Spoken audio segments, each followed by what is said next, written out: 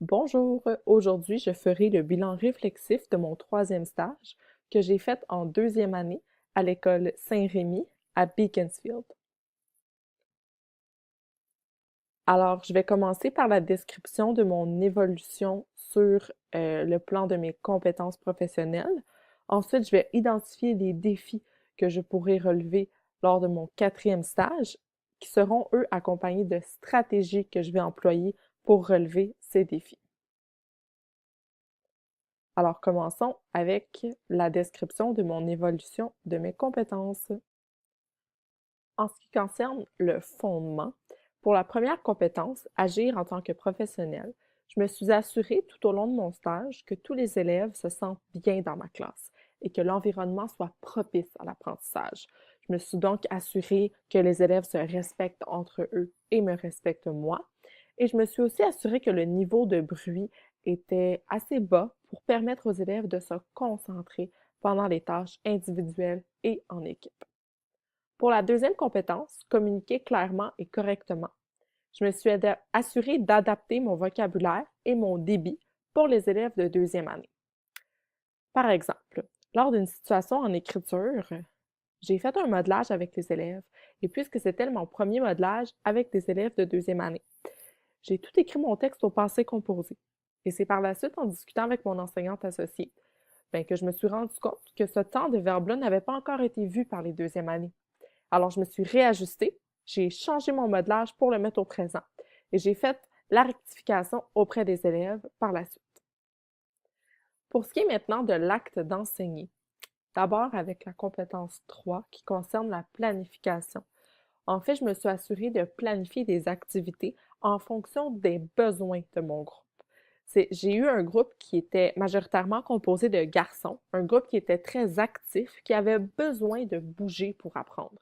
Alors, j'ai en fait planifié la matière que je devais passer en faisant des mini-leçons suivies de manipulations, de travaux d'équipe, de mise en pratique, afin de vraiment les engager le plus rapidement possible dans la tâche. Ensuite, pour ce qui est de la quatrième compétence, qui concerne le pilotage et l'animation.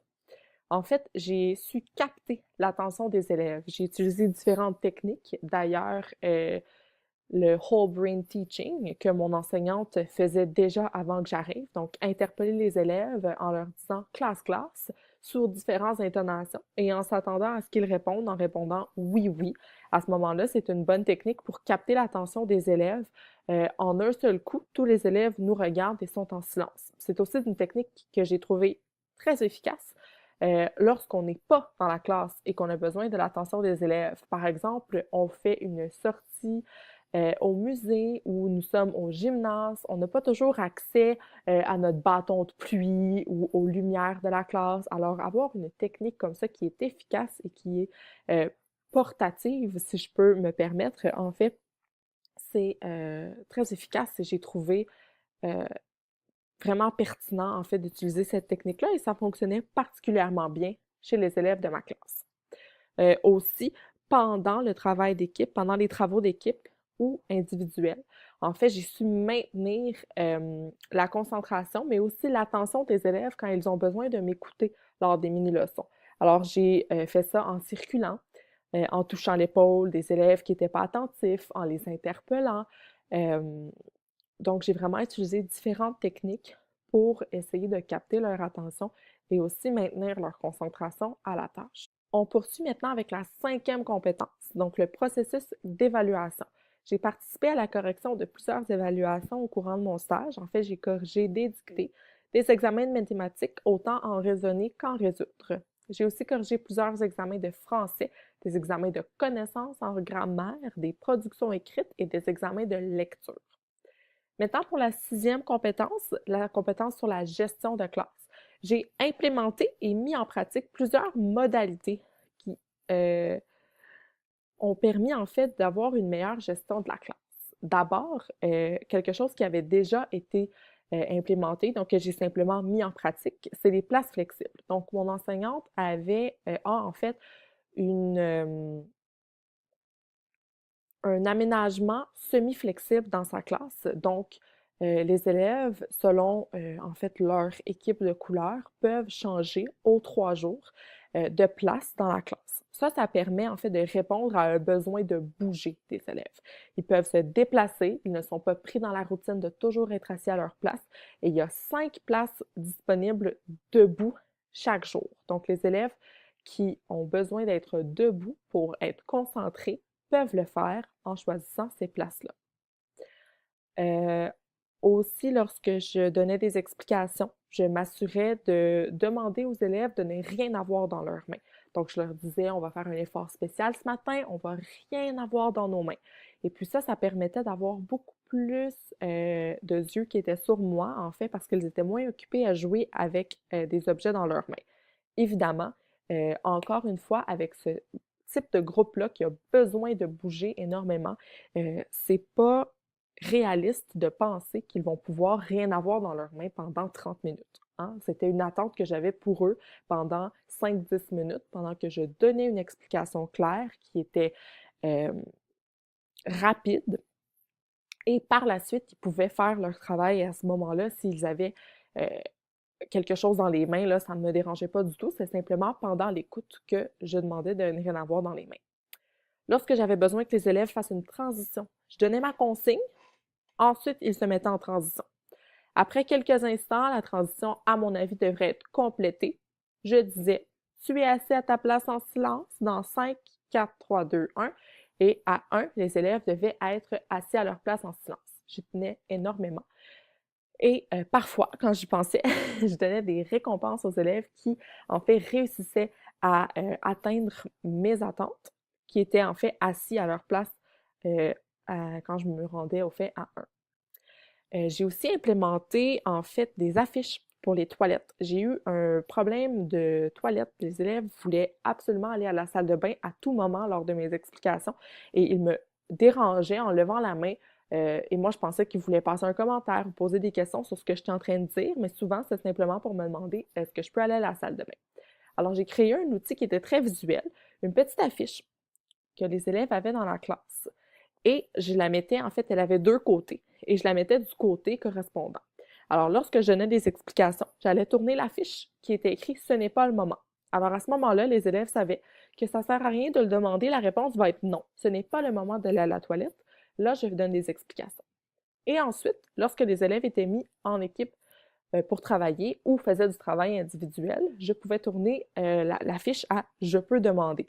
À ce moment-là, c'était le moment où est-ce que les élèves pouvaient demander d'aller à la salle de bain s'ils avaient besoin d'y aller.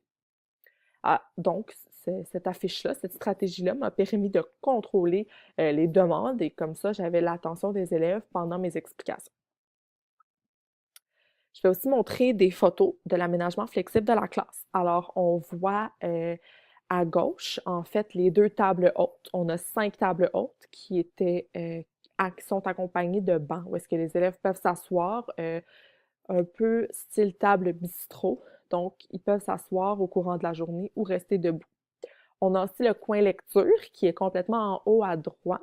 Donc, les élèves pouvaient s'asseoir là sur une chaise un peu plus confortable, un fauteuil, et pouvaient écouter et travailler à cette place-là tout au long de la journée.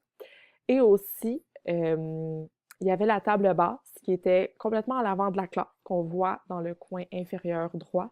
Donc, c'était une simple table basse avec 2 coussins. Donc, 2 élèves pouvaient s'installer là pour la journée. Pour ce qui est maintenant du contexte social et scolaire, la compétence 7, adapter ses interventions. J'ai adapté mes interventions à ma classe, qui comprend beaucoup d'élèves qui manquent de concentration et qui ont besoin d'être ramenés à la tâche. Il y a d'ailleurs un élève en particulier qui a plusieurs outils pour l'aider à gérer son corps dans le but d'être plus attentif. Évidemment, en tant qu'enseignant, ça demande beaucoup de gestion, de, en fait, gérer cet élève-là, mais aussi de gérer tous ses outils. Par exemple, il y a une feuille de route. Donc, chaque période, on doit lui accorder une note, donc une couleur de feu de circulation, soit le vert, le jaune ou le rouge, dépendamment de son comportement. Il y a aussi à sa place un coussin d'équilibre sur lequel il s'assit, qui lui permet de bouger pendant les explications tout en restant assis. Il y a aussi une bande élastique qui est attachée après sa chaise, qui lui permet de qui lui permet de donner des coups de pied afin de dépenser son énergie et de se concentrer sur ce que l'adulte lui dit. Aussi, au retour des récréations et des dîners, on lui donne une pâte à modeler rigide qu'il va manipuler pendant 5 minutes. Ensuite, on lui retire et toute l'énergie qu'il aura dépensée à manipuler cette pâte à modeler qui est très rigide-là, ben, il va pouvoir être plus concentré à la tâche. Donc, les transitions, pour lui, c'est quelque chose qui le déstabilise, qui le désorganise. Donc, c'est pour ça que suite à ces transitions-là, lors de son retour en classe, on s'assure de le ramener, de le recentrer sur sa tâche à l'aide de cette manipulation-là. Donc, tout au long de mon stage, j'ai utilisé le tableau numérique interactif pour donner des explications, faire des activités interactives avec les élèves et faire la correction de différents travaux. Donc, c'est un outil que j'ai énormément utilisé avec les élèves. En fait, j'ai utilisé au quotidien. Et puis, ça leur a vraiment permis d'être beaucoup plus actifs dans leur apprentissage. Ils ont adoré venir au tableau, m'aider à répondre aux questions, participer aux activités interactives. Donc, je pense que ça a été très bénéfique pour eux. Donc, voici une photo de la chaise de l'élève dont j'ai parlé plus tôt. Donc, on voit son coussin d'équilibre, on voit sa bande élastique. Donc, il est vraiment outillé pour rester le plus attentif possible malgré ses difficultés à, en fait, diminuer ses mouvements, mais aussi à être attentif. On s'en va maintenant dans la 9e compétence, coopérer avec l'équipe école. Donc, j'ai communiqué avec plusieurs parents par l'entremise de l'agenda de leur enfant tout au long de mon stage, que ça soit pour discuter de problématiques qu'il y avait eu entre deux élèves, des conflits, pour en fait prendre des rendez-vous, pour rappeler des choses aux parents, leur mentionner que leur élève que leur enfant a été gardé en récupération. Donc, j'ai vraiment communiqué avec les parents pour différentes raisons dans l'agenda. Et j'ai aussi assisté à quelques rencontres entre mon enseignante associée et certains parents. Donc, j'ai pu aussi, en fait, ces expériences-là ont été extrêmement formateurs.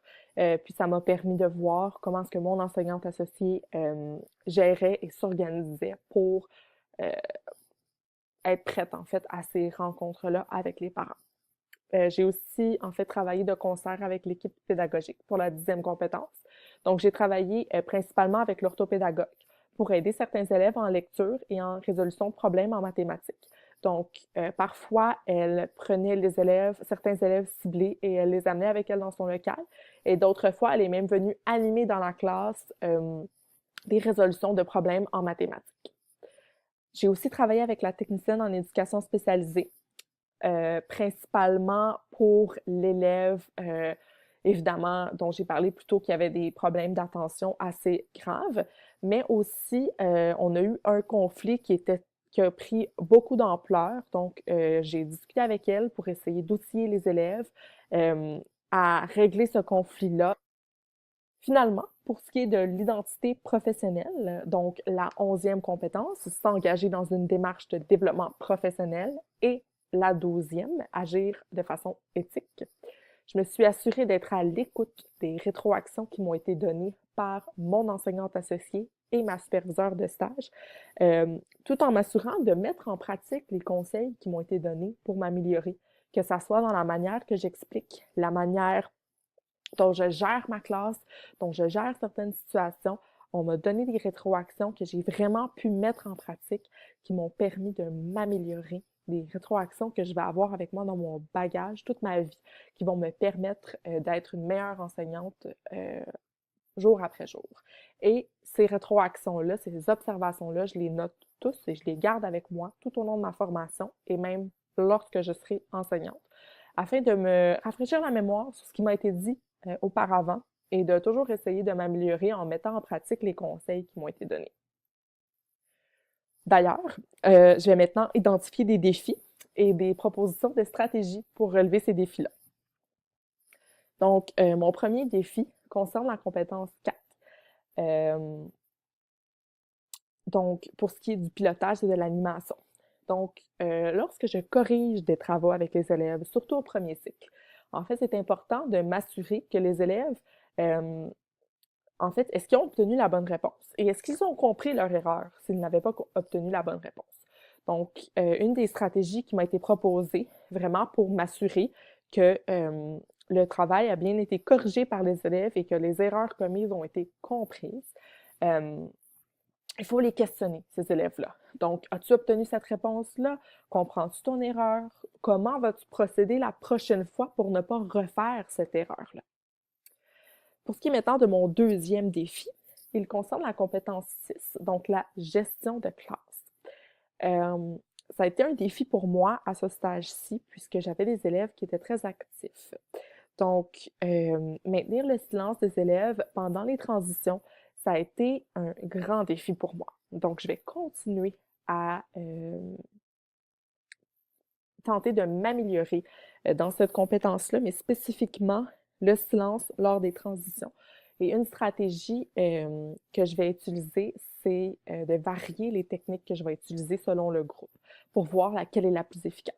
Donc, on a des exemples, le bâton de pluie, une petite cloche, utiliser les lumières, utiliser le whole brain teaching, comme mon enseignante associée le faisait dans sa classe et que moi aussi j'ai fait pendant mon stage.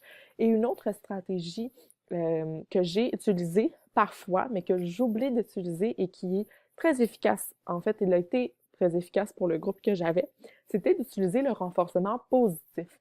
Donc, parfois, on a une tendance, en tant qu'enseignante, à avoir, en fait, à seulement voir les comportements qui ne sont pas adaptés à nos attentes. Mais c'est très pertinent de prendre le temps de, au lieu de chercher les élèves qui ne font pas la tâche demandée, de chercher les élèves qui adaptent le comportement attendu, qui sont à leur affaire, qui font la tâche comme ils devraient le faire. Et à ce moment-là, de les féliciter.